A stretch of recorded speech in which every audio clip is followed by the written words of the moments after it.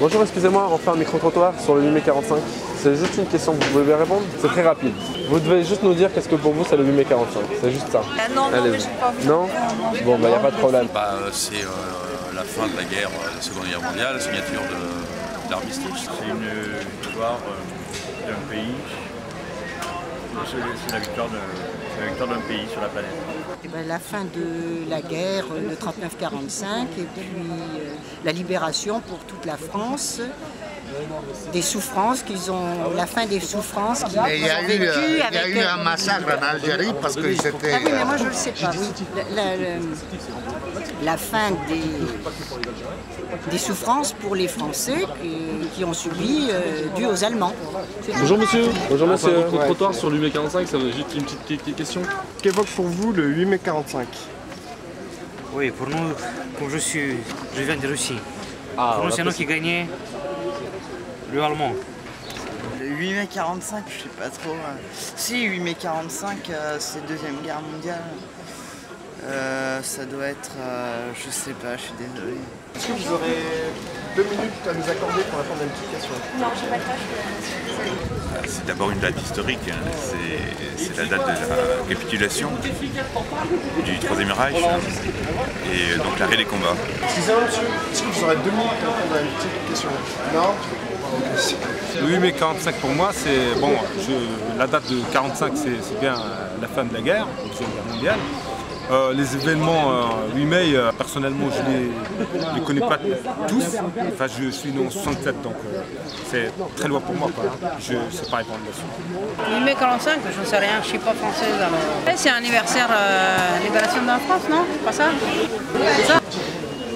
Oui, la libération, oui, effectivement, et il y a beaucoup de gens qui ont été tués. Moi-même, mon père a été prisonnier en Allemagne pendant la guerre de 40, en Silésie du Nord, et malheureusement, ça l'a beaucoup frappé.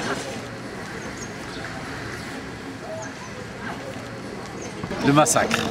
Il y a eu l'armée française qui a frappé fort, alors que de l'autre côté de la Méditerranée en Europe, on fêtait la fin de la guerre. Le 8 mai, c'est un massacre, ça, on va pas dire le contraire, c'est-à-dire qu'il y a eu pas mal des contingents d'Algériens qu'on a ramenés en Europe pour combattre contre les Allemands, et la récompense à la finale, c'est que le jour où ils ont demandé une indépendance, ils ont été massacrés.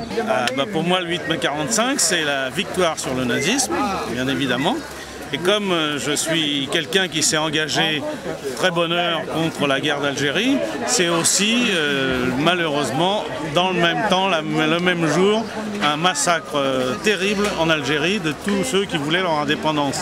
8 mai 45, je le sais parce que moi je connaissais l'histoire de Sétif et du massacre à Sétif, alors que c'était un gouvernement national où il y a le PS, le PC, les gaullistes.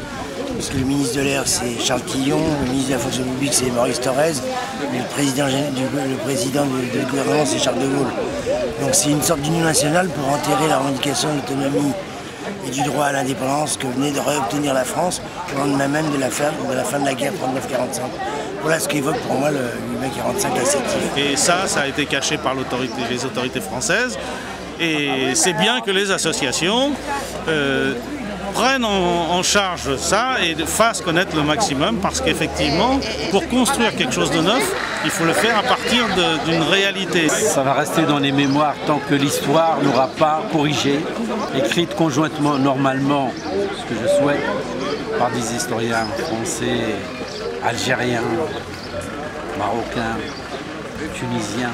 Il doit y avoir un partage de l'histoire, une connaissance partagée de l'histoire pour se rapprocher d'une histoire réelle et la faire connaître aux générations qui doivent s'armer contre ce genre de guerre coloniale, parce que même si actuellement la guerre coloniale n'existe pas, elle existe aussi dans les esprits.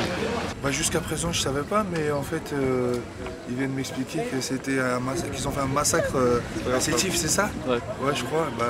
Et plus de ça, je suis originaire de Sétif. C'est tout ce que je peux dire. Voilà.